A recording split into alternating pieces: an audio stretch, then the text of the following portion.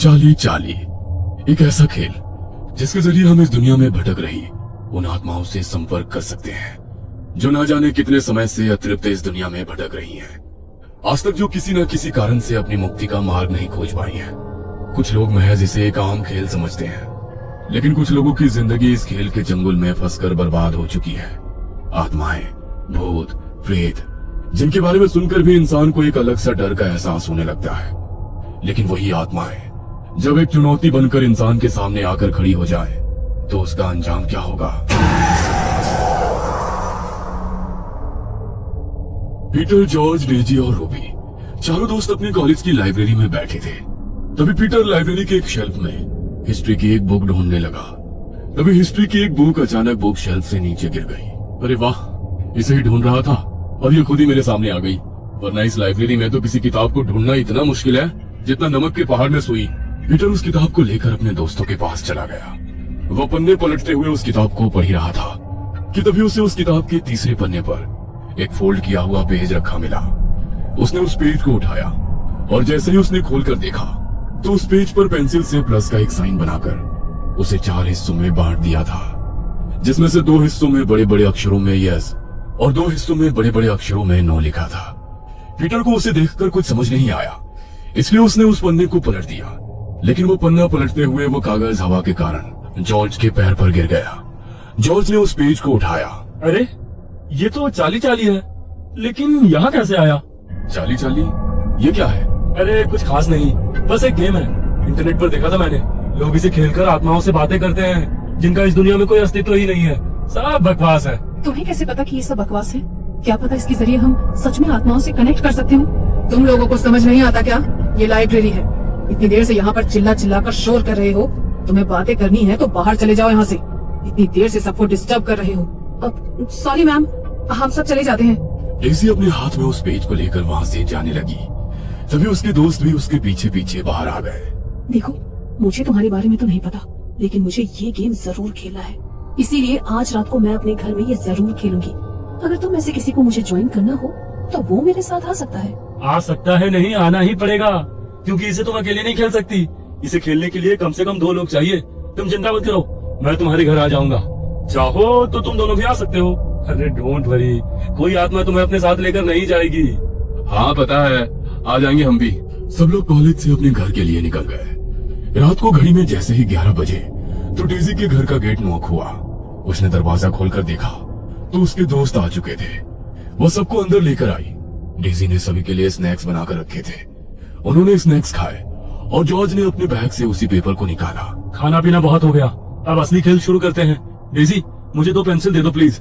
Daisy ने George को 2 pencil लाकर दी और जॉर्ज ने उन्हें पेपर पर बने प्लस के साइन पर रख दिया। देखो, अब मैं ये गेम शुरू करने वाला हूँ और चाहे कुछ भी हो जाए, लेकिन एक बार गेम स्टार्ट होने के बाद हमें एक दूसरे का हाथ नहीं छोड़ना है। जहाँ तक मैंने देखा और सुना है, अगर किसी ने भी ऐसा किया तो हमारे लिए बहुत मुश्किल हो सकती है। चलो सब एक दूसरे का हाथ पकड़ लो। जॉर्ज ने बीच में उस पेपर को रखा और वो सभी उस पन्ने के इर्द गिर्द एक गोल घेरा बनाकर बैठ गए। तभी जॉर्ज ने कहा, चाली चाली, क्या तुम यहाँ हो? जॉर्ज के ऐसा कहने पर उस पेज पर रखी पेंसिल में कोई हलचल नहीं हुई। तो जॉर्ज ने फिर से कहा, चाली चाली, क्या तुम यहाँ हो? इस बार भी जॉर्ज के ऐसा पूछने पर वहाँ कोई हलचल नहीं हुई। तभी रूबी ने उसका मजाक उड़ाते हुए कहा, कोई चार्ली नहीं है यहाँ पर। छोड़ो ये सब बकवास, मुझे बहुत नींद आ रही है। मैं तुम्हारे रूम में सोने जा रही हूँ डेज़ी। इससे पहले कि जॉर्ज उसे कुछ कहता, इससे पहले ही रूबी अपना हाथ छुड़ाकर उस गोल घेरे से बाहर जाने के लिए उठ गई। ये क्या बकवास किया तुमने? तुम्हें पता है ना ये कितना डेंजरस हो सकता है। हाथ क्यों छुड़ाया तुमने? अरे कुछ नहीं है यार, रिलैक्स कर। तुझे यकीन नहीं होता ना, तो देख अभी मैं करके दिखाती हूँ। चार्ली, चार्ली, क्या तुम यहाँ पर हो? देखा, कोई भी नहीं है। ओह शिट, कोई स्पिरिट है यहाँ पर। तुमने ये क्या किया रूबी? अब बैठो यहाँ पर, वरना बहुत बड़ी मुसीबत हो जाएगी। रूबी डर के मारे उस घेरे में फिर से उन सब के साथ जॉर्ज और डेज़ी का हाथ पकड़कर बैठ गई। तभी डेज़ी ने पूछा, चार्ली, चार्ली, क्या तुम हमें सुन सकते हो? डेज़ी के ऐसा पूछते ही वो पेंसिल फिर से बड़ी ही तेजी से घूमती हुई यस के साइन पर जाकर रुक गई। क्या तुम हमसे कोई मदद चाहते हो? इस पर तो नो का साइन आ रहा है। इसे हमारी मदद नहीं चाहिए तो हमें इसे गुड बाय कहकर गेम खत्म कर देना चाहिए। नहीं डेज़ी, हम ऐसा नहीं कर सकते। जब तक ये आत्मा खुद यहाँ से जाने का फैसला ना कर ले, तब तक हम इसे यहाँ से नहीं भेज सकते। जॉर्ज के इतना कहते ही अचानक पीटर बुरी तरह कांपने लगा। उसका शरीर अचानक ही किसी मुर्दा इंसान की तरह करने लगा। ये पीटर को क्या हो गया? ये क्या किया तुम लोगों ने? देखो, अगर मेरे पीटर को कुछ हुआ ना तो मैं तुम दोनों को नहीं छोड़ूंगी। तुम्हारा दिमाग खराब हो गया है क्या रूबी? हमने पीटर को थोड़ी ना कुछ किया है। देखो, हमें ये गेम खेलना होगा। पीटर थोड़ी देर बाद अपने आप ठीक हो जाएगा। जॉर्ज ने जैसे ही ऐसा कहा वैसे ही पीटर की आंखें बिल्कुल सफेद होकर ऊपर को हो गई और वो रूबी की ओर देखते हुए बेहद भयानक तरीके से हंसने लगा। रूबी, माय स्वीट हार्ट, देखो मैं आ गया। मुझे लगा तुम मुझे बहुत मिस कर रही होगी, इसलिए मैं तुमसे मिलने आ गया।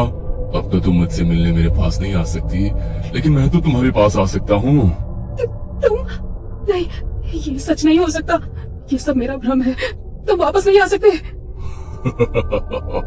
नो नो नो, मैं वापस आ सकता हूँ। मैं वापस आ चुका हूँ माय लव। ये आवाज तो इससे पहले कि डेजी आगे कुछ बोल पाती तभी पीटर खुद ब खुद ही अपने शरीर की हड्डियों को मोड़ने लगा। उसकी एक एक हड्डी के टूटने की आवाज वहां पर गूंज रही थी।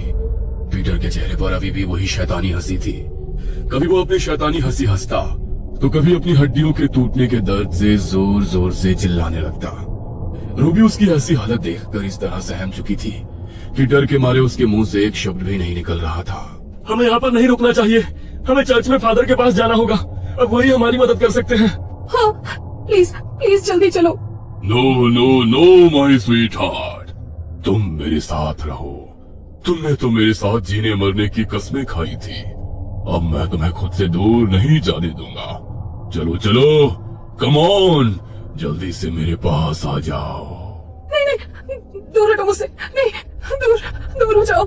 रूबी खुद को बचाने के लिए पीछे की तरफ खिसकने लगी। तभी पीटर अपने टूटे फूटे शरीर के साथ अचानक रूबी की ओर बढ़ा और एक ही झटके में उसे बड़ी ही तेजी से घसीटता हुआ घर के स्टोर रूम में ले गया। रूबी के चीखने की आवाजें पूरे घर में गूंजने लगी। वो मदद के लिए बेहद बुरी तरह चिल्ला रही थी। जल्दी करो जॉर्ज, हमें फादर के पास जाना होगा, वरना वो दोनों। घबराओ मत डेजी, उन्हें कुछ नहीं होगा। जल्दी चलो। वो दोनों ड्राइंग रूम की खिड़की के रास्ते से जल्दी से भागते हुए घर के पास वाले चर्च में पहुंचे।